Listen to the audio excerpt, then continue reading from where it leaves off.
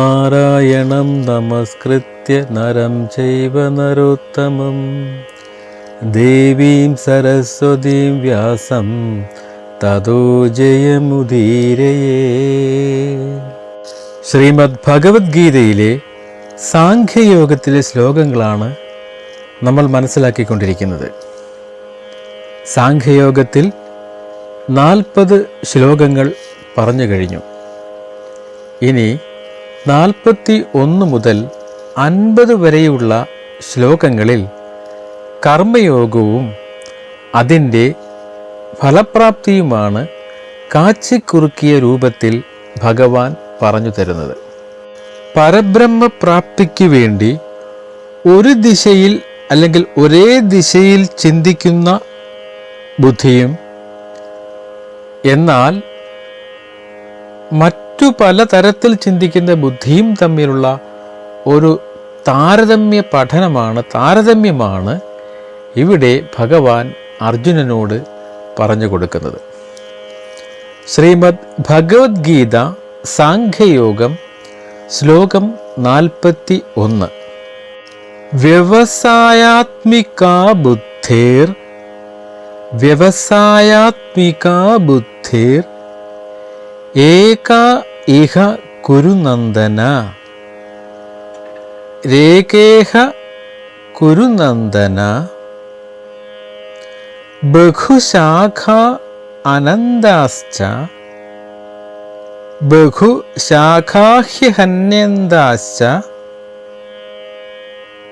ബുദ്ധയാഃ അവ്യവസായിനാം ബുദ്ധയോ അവ്യവസായിനാം. ഈ ശ്ലോകം ഒന്നുകൂടെ വായിക്കാം. വ്യവസായാത്മിക ബുദ്ധിർ രേകേഹ കുരുനന്ദന ബഹുശാഖാഹ്യഹനന്താശ്ച ബുദ്ധയോ അവ്യവസായിനാം. ഈ ശ്ലോകത്തിൻ്റെ അന്വയാർത്ഥം നമുക്കൊന്ന് നോക്കാം. ഹേ കുരുനന്ദന, ഭഗവാൻ സംബോധന ചെയ്യുകയാണ് അർജുനനെ. അല്ലയോ കുരുവംശത്തിൽ പിറന്നവനെ അർജുന, ഇഹ ഈ പാതയിൽ അല്ലെങ്കിൽ ഈ ഈശ്വരാരാധനാ ലക്ഷണമായിരിക്കുന്ന ഈ കർമ്മയോഗത്തിൽ, ഭഗവാൻ കർമ്മയോഗത്തെക്കുറിച്ചാണ് പറഞ്ഞു കൊടുക്കുന്നത്. അതുകൊണ്ട് ഈ കർമ്മയോഗത്തിൽ ഈ കർമ്മയോഗം എങ്ങനെയുള്ളതാണ്? ഈശ്വരനെ ആരാധിക്കുന്നതിന് വേണ്ടിയുള്ള അല്ലെങ്കിൽ ഈശ്വരാരാധനാ ലക്ഷണമായിരിക്കുന്ന ഈ കർമ്മയോഗത്തിൽ വ്യവസായാത്മിക എന്ന് പറഞ്ഞാൽ നിശ്ചയസ്വരൂപമായ ഞാൻ നിശ്ചയമായി അല്ലെങ്കിൽ തീർച്ചയായും ഈ സംസാര ബന്ധത്തിൽ നിന്ന് പ്രവർത്തിക്കും എന്ന തീരുമാനത്തോടുകൂടിയ എന്നാണ് ഈ വ്യവസായാത്മിക എന്ന പദത്തിന് അർത്ഥമാക്കിയിരിക്കുന്നത്. ഈ സംസാര ബന്ധത്തിൽ ഇക്കാണുന്ന ലോകത്തിൽ നിന്ന് പ്രവർത്തിക്കും, അവിടെ നിന്നാണ് ഞാൻ പ്രവർത്തിക്കുന്നത് എന്ന തീരുമാനത്തോടു കൂടിയുള്ള ബുദ്ധി ചിന്ത, അങ്ങനെയുള്ള ചിന്ത ഏകാഹി ഒന്നേയുള്ളൂ. അല്ലയോ അർജുന, ഈശ്വരാരാധനാ ലക്ഷണമായിട്ടുള്ള ഈ കർമ്മയോഗത്തിൽ നിശ്ചയസ്വരൂപമായ സംസാരബന്ധത്തിൽ നിന്ന് പ്രവർത്തിക്കും എന്ന തീരുമാനത്തോടുകൂടിയ ബുദ്ധി ഒന്നേയുള്ളൂ. പലതായി ചിന്തിക്കുന്നില്ല, ഒറ്റ ബുദ്ധിയിൽ ചിന്തിക്കുമ്പോഴാണ് ഇവിടെ ഈശ്വര സാക്ഷാത്കാരം എത്തുന്നത്, അല്ലെങ്കിൽ ഈശ്വരാരാധനാ ലക്ഷണമായിരിക്കുന്ന ഈ കർമ്മയോഗം സാധ്യമാകുന്നത്. ഭഗവാൻ പിന്നെയും പറയുകയാണ്, അവ്യവസായിനാം. വ്യവസായിനാം എന്നതിന് വിപരീതമായി, എന്നാൽ നിശ്ചയബുദ്ധിയില്ലാത്തവരുടെ, മറ്റേത് നിശ്ചയബുദ്ധിയുള്ളവരുടെ കാര്യം പറഞ്ഞപ്പോൾ ഇവിടെ നിശ്ചയബുദ്ധിയില്ലാത്തവരുടെ ഈശ്വരാരാധനയിൽ പിന്തിരിഞ്ഞു നിൽക്കുന്ന കാമികളുടെ അല്ലെങ്കിൽ സുഖഭോഗികളുടെ ചിന്തയെന്നാണ് ഇവിടെ അർത്ഥമാക്കുന്നത്. അവ്യവസായിനാം, ഇവരുടെ അല്ലെങ്കിൽ ഇങ്ങനെ ഈശ്വരാരാധനയിൽ നിന്ന് പിന്തിരിഞ്ഞു നിൽക്കുന്ന സുഖഭോഗികളുടെ അല്ലെങ്കിൽ കാമികളുടെ ബുദ്ധയാഹ, ബുദ്ധികൾ, ചിന്തകൾ, ബഹുശാഖ, പല ശാഖകളോടുകൂടിയവയായും കർമ്മഫലവും അതിൻ്റെ കാരണവും പ്രകാരവും ഹേതുവായിട്ട് അല്ലെങ്കിൽ കാരണമായിട്ടാണ് ഇരിക്കുന്നത്. അതായത് ഈ ബഹുശാഖാ ചിന്താഗതി കർമ്മഫലവും അതിൻ്റെ കാരണഫലവും പ്രകാരവുമാണ്. അതോ അനന്താശ്ച, അനന്താഹച്ച, അവസാനമില്ലാത്തവയായും, കാമങ്ങൾ അനന്തങ്ങളാകയാൽ അവസാനമില്ലാത്തതായും ഭവന്തി, ഭവിക്കുന്നു, സംഭവിക്കുന്നു, അങ്ങനെയിരിക്കുന്നു. അല്ലയോ കുരുവംശത്തിൽ പിറന്ന അർജുന, ഈശ്വരാരാധനാ ലക്ഷണമായിരിക്കുന്ന ഈ കർമ്മയോഗത്തിൽ നിശ്ചയസ്വരൂപമായ ബുദ്ധി ഒന്നു മാത്രമേയുള്ളൂ. എന്നാൽ നിശ്ചയബുദ്ധിയില്ലാത്തവരുടെ ബുദ്ധികൾ, അവരുടെ ചിന്തകൾ പല ശാഖകളോട് കൂടിയവയായും അനേകങ്ങളുമായിരിക്കുന്നു. ഒരു ബന്ധം ഉണ്ടാക്കുക എന്നത് മനസ്സിൻ്റെ ഒരു പ്രവർത്തനമാണ്. വ്യക്തികൾ, ഇന്ദ്രിയ വസ്തുക്കൾ, അന്തസ്സ്, ശാരീരിക സുഖം, സാഹചര്യങ്ങൾ മുതലായവ ആകാം ഇങ്ങനെ ഒരു ബന്ധം ഉണ്ടാക്കുന്നത്.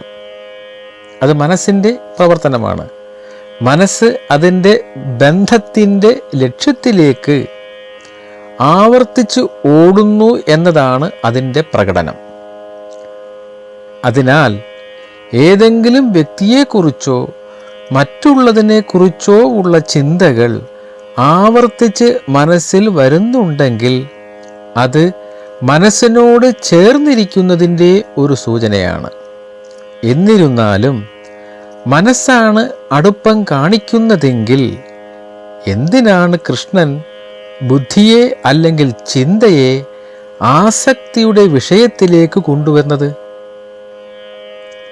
ആസക്തി ഇല്ലാതാക്കുന്നതിൽ ബുദ്ധിക്ക് എന്തെങ്കിലും പങ്കുണ്ടോ? നമ്മുടെ ശരീരത്തിനുള്ളിൽ സൂക്ഷ്മമായ അന്ധകരണമുണ്ട്. അതിനെ നമ്മൾ ആത്മാവെന്നൊക്കെ വിളിക്കാറുണ്ട്, ഹൃദയമെന്ന് വിളിക്കാറുണ്ട്. അതിനെ നാം സംസാര ഭാഷയിൽ ഹൃദയം എന്ന് വിളിക്കുന്നു. അതിൽ മനസ്സും ബുദ്ധിയും അഹങ്കാരവും അടങ്ങിയിരിക്കുന്നു. ഈ സൂക്ഷ്മയന്ത്രത്തിൽ, നമ്മുടെ ശരീരത്തിലെ ഈ സൂക്ഷ്മയന്ത്രത്തിൽ മനസ്സിനേക്കാൾ ശ്രേഷ്ഠമാണ് ബുദ്ധി. മനസ്സ് ആഗ്രഹങ്ങൾ സൃഷ്ടിക്കുമ്പോൾ ബുദ്ധി തീരുമാനങ്ങൾ എടുക്കുന്നു. ബുദ്ധിയാൽ നിർണയിക്കപ്പെടുന്ന വാത്സല്യ വസ്തുവിനോട് ചേർന്നു നിൽക്കുന്നു ഈ മനസ്സ്.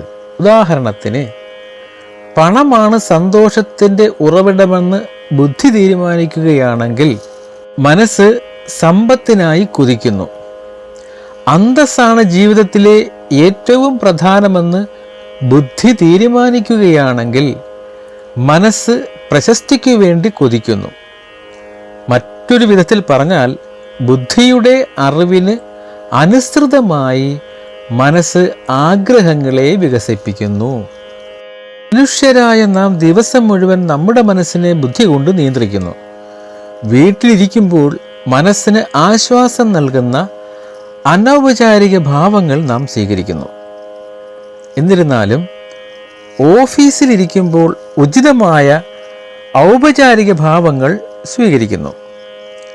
മനസ്സ് ഓഫീസിൻ്റെ ഔപചാരികതയെ ആസ്വദിക്കുന്നു. എന്നാൽ അതിൻ്റെ വഴിക്കനുസരിച്ച് അത് വീടിൻ്റെ അനൗപചാരികതയും സ്വീകരിക്കുന്നു.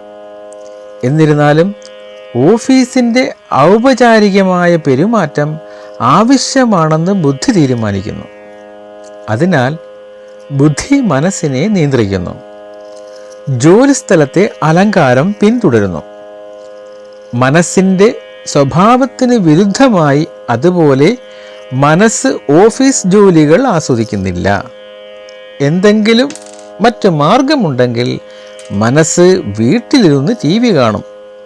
മനസ്സിൻ്റെ സ്വഭാവം അങ്ങനെയാണ്. എന്നാൽ ഉപജീവനത്തിന് ഓഫീസ് ജോലി വേണമെന്ന് ബുദ്ധി വിധിക്കുന്നു. അതിനാൽ ബുദ്ധി വീണ്ടും മനസ്സിൻ്റെ സ്വാഭാവിക പ്രവണതയെ നിയന്ത്രിക്കുന്നു. മനുഷ്യരെന്ന നിലയിൽ നമ്മുടെ ബുദ്ധിക്ക് മനസ്സിനെ നിയന്ത്രിക്കാനുള്ള കഴിവുണ്ടെന്ന് മേൽപ്പറഞ്ഞ ഉദാഹരണങ്ങൾ വ്യക്തമാക്കുന്നു. അങ്ങനെ നാം ബുദ്ധിയെ ശരിയായ അറിവിലേക്ക് വളർത്തിയെടുക്കുകയും മനസ്സിനെ ശരിയായ ദിശയിലേക്ക് നയിക്കാൻ ഉപയോഗിക്കുകയും വേണം.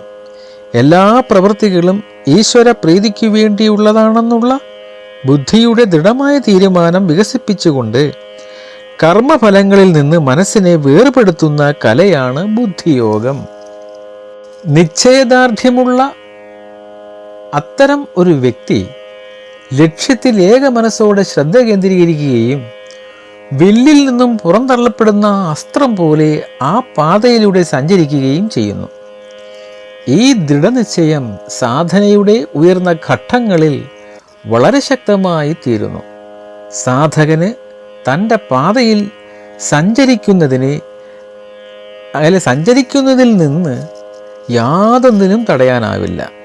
അവൻ അല്ലെങ്കിൽ അവൾ ചിന്തിക്കുന്നു, എൻ്റെ പാതയിൽ ദശലക്ഷക്കണക്കിന് പ്രതിബന്ധങ്ങൾ ഉണ്ടായാലും ലോകം മുഴുവൻ എന്നെ കുറ്റപ്പെടുത്തിയാലും എനിക്ക് എൻ്റെ ജീവൻ ത്യജിക്കേണ്ടി വന്നാലും ഞാൻ എപ്പോഴും എൻ്റെ സാധന ഉപേക്ഷിക്കില്ല.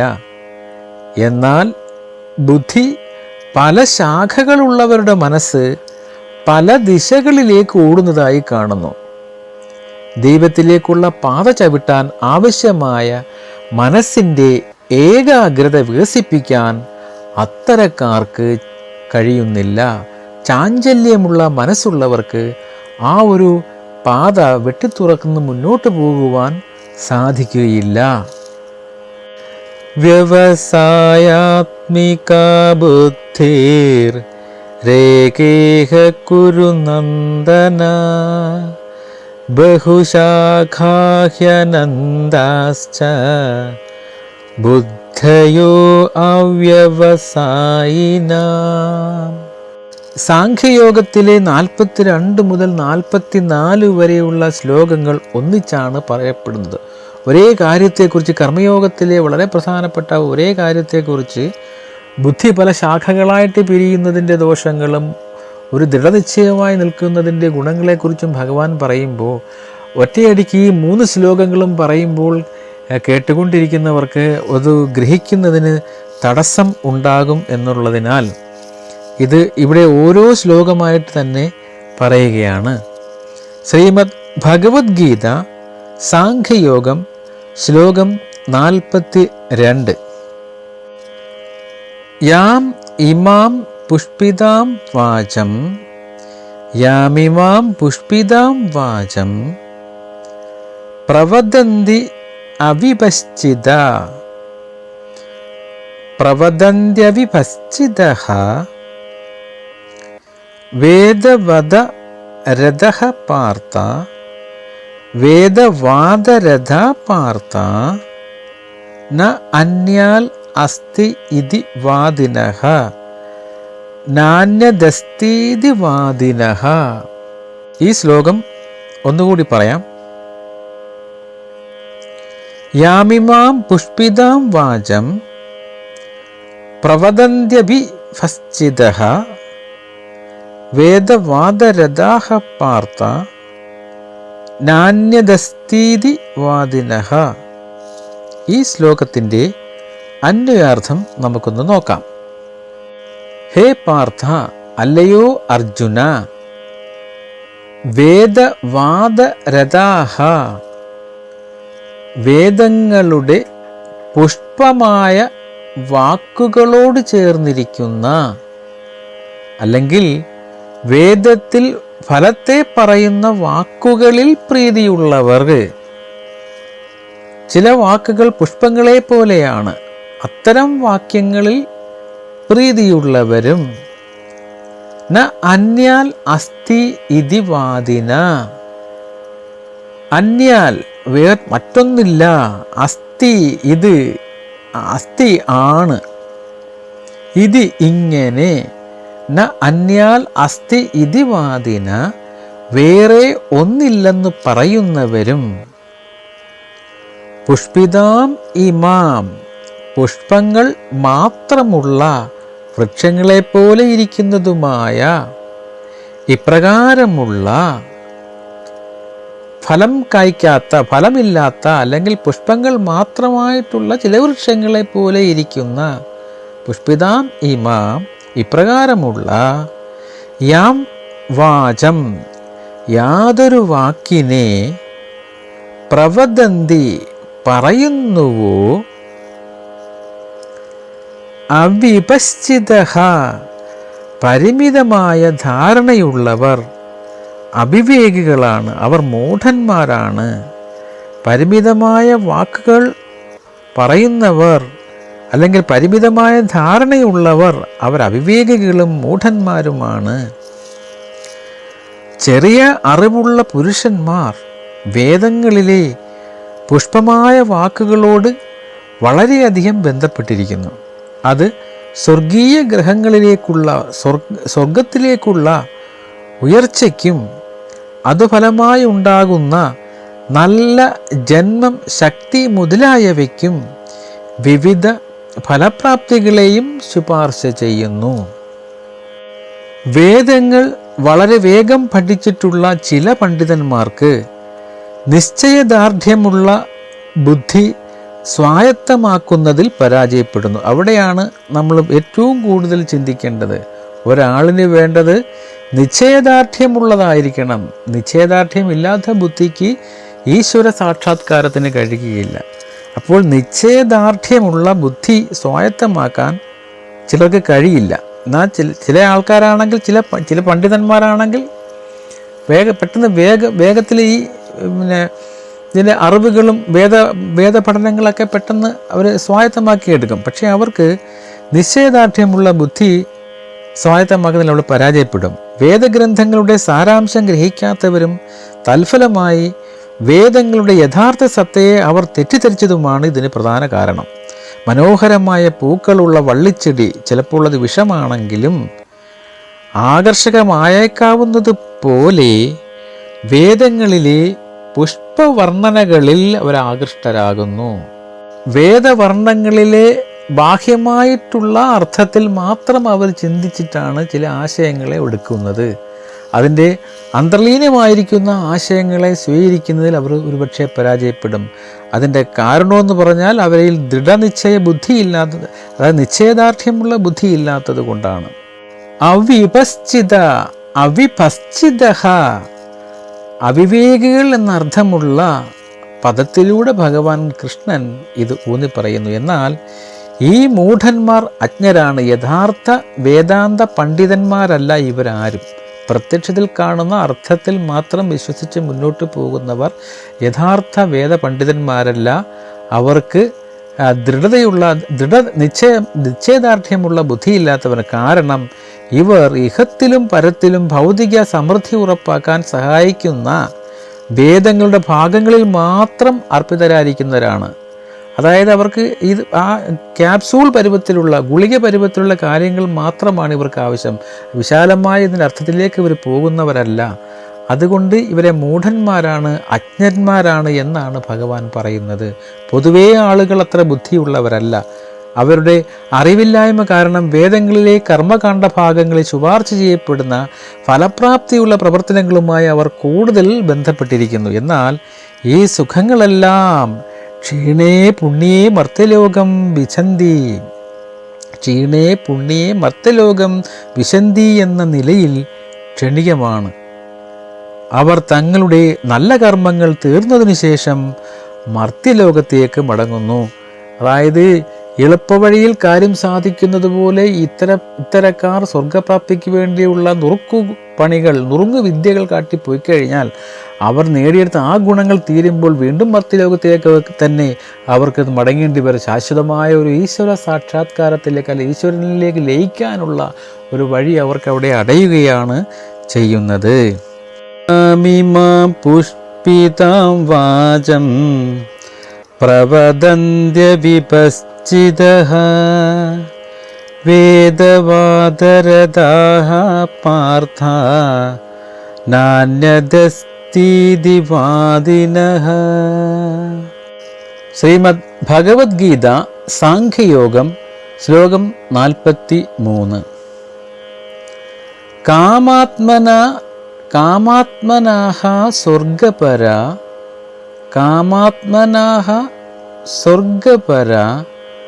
ജന്മകർമ്മ ഫലപ്രദാം ക്രിയാവിശേഷം ബഹുലാം ഭോഗൈശ്വര്യഗതിം പ്രദീം. ഈ ശ്ലോകം ഒന്നുകൂടെ ചൊല്ലാം. കാമാത്മനാ സ്വർഗപരാ ജന്മകർമ്മ ഫലപ്രദാം ക്രിയാവിശേഷം ബഹുലാം ഭോഗൈശ്ച ഗതിം പ്രദീം. ഈ ശ്ലോകത്തിൻ്റെ അന്വയാർത്ഥം നമുക്കൊന്ന് നോക്കാം. കാമാത്മന ഇന്ദ്രിയ സുഖം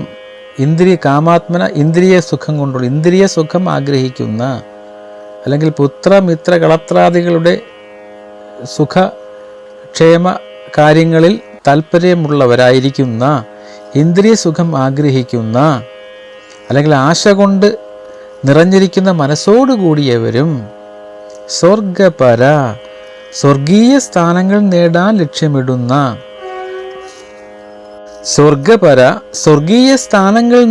ലക്ഷ്യമിടുന്ന, അല്ലെങ്കിൽ സ്വർഗം തന്നെയാണ് എല്ലാറ്റിലും ശ്രേഷ്ഠമായ പുരുഷാർത്ഥമെന്ന് വിചാരിക്കുന്നവരുമായ ജന്മകർമ്മ ഫലപ്രദാം, ജന്മത്തെയും കർമ്മത്തെയും കർമ്മഫലങ്ങളെയും കൊടുക്കുന്നതും, ക്രിയാവിശേഷം ബഹുലാം അനേക കർമ്മങ്ങളെപ്പറ്റി പറയുന്നതും, അല്ലെങ്കിൽ വിവിധ തരം ഗംഭീരമായ ആചാരപരമായ ചടങ്ങുകളെപ്പറ്റി പറയുന്നവരും, ഭോഗൈശ്വര്യഗതിം പ്രതി ഭോഗൈശ്വര്യങ്ങളെ പ്രാപിക്കുന്നതിന് വേണ്ടി, സുഖഭോഗങ്ങളെ പ്രാപിക്കുന്നതിന് വേണ്ടി പ്രവർത്തിക്കുന്നവർ, ഈ അവിവേകികൾ പ്രവർത്തിക്കുന്നു. ഭോഗൈശ്വര്യഗതിം പ്രതിയും, ഈ ഭോഗൈശ്വര്യങ്ങൾക്ക് അല്ലെങ്കിൽ ഐശ്വര്യങ്ങളെ സുഖ ലോലുപതയെ ആഗ്രഹിക്കുന്ന, അല്ലെങ്കിൽ അത് പ്രാപിക്കുന്നതിന് വേണ്ടി ശ്രമിക്കുന്ന അവിവേകികളാണ് ഇവിടെ പ്രതിപാദിക്കപ്പെടുന്നത്.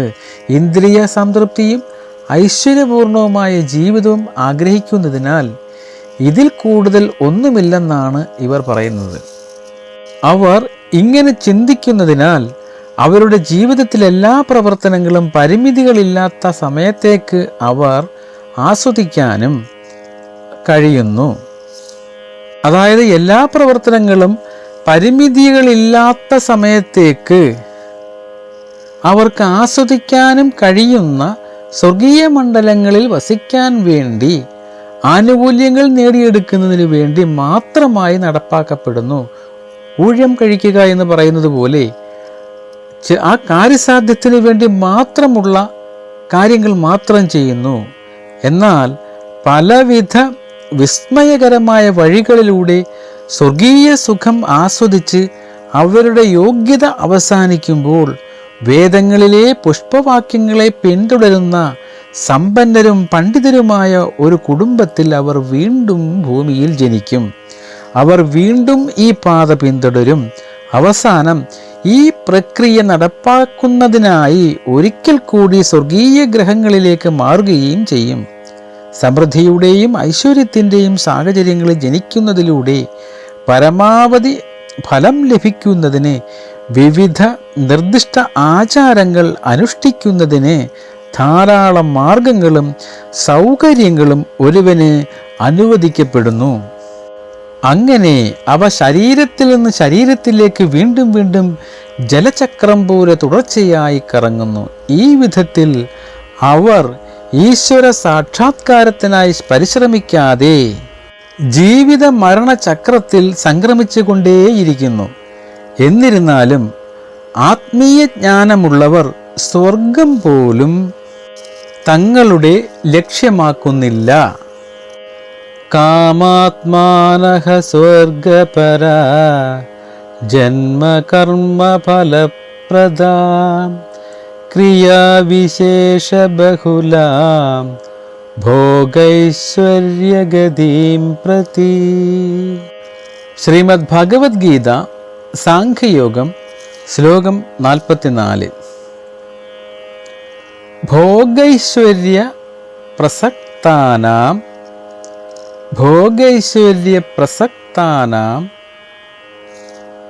തയാ അപഹൃതചേതസാം വ്യവസായാത്മികാ ബുദ്ധിഃ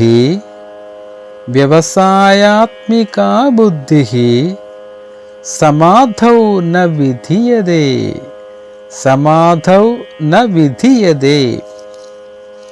ഈ ശ്ലോകം ഒന്നുകൂടെ ചൊല്ലാം.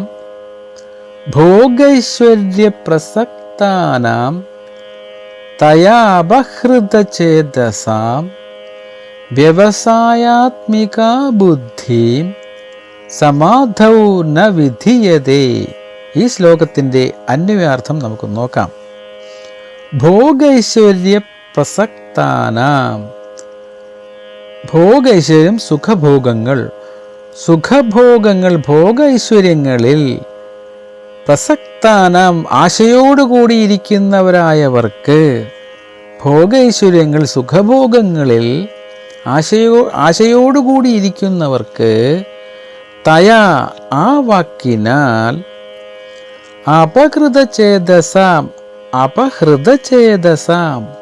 അപഹരിക്കപ്പെട്ട മനസ്സോടുകൂടിയവരും വ്യവസായാത്മിക ബുദ്ധി നിശ്ചയ സ്വരൂപത്തോടു കൂടിയ ബുദ്ധി സമാധൗ പരമേശ്വര ധ്യാന വിഷയത്തിൽ പരബ്രഹ്മ ധ്യാന വിഷയത്തിൽ ന വിധീയതേ ഉണ്ടാകുന്നില്ല. ഇന്ദ്രിയ സുഖത്തിലും ഭൗതിക ഐശ്വര്യത്തിലും അമിതമായി ആസക്തിയുള്ളവരുടെയും അത്തരം കാര്യങ്ങളിൽ ഭ്രമിക്കുന്നവരുടെയും മനസ്സിൽ പരമാത്മാവിനോടുള്ള ഭക്തിയുടെ ദൃഢനിശ്ചയം നടക്കില്ല. സമാധി എന്നാൽ സ്ഥിരമായ മനസ്സെന്നാണ്. ഭൗതിക ഇന്ദ്രിയാസ്വാദനത്തിൽ താല്പര്യമുള്ള വ്യക്തികൾക്കും അത്തരം താൽക്കാലിക കാര്യങ്ങളിൽ ഭ്രമിക്കുന്നവർക്കും സമാധി ഒരിക്കലും സാധ്യമല്ല.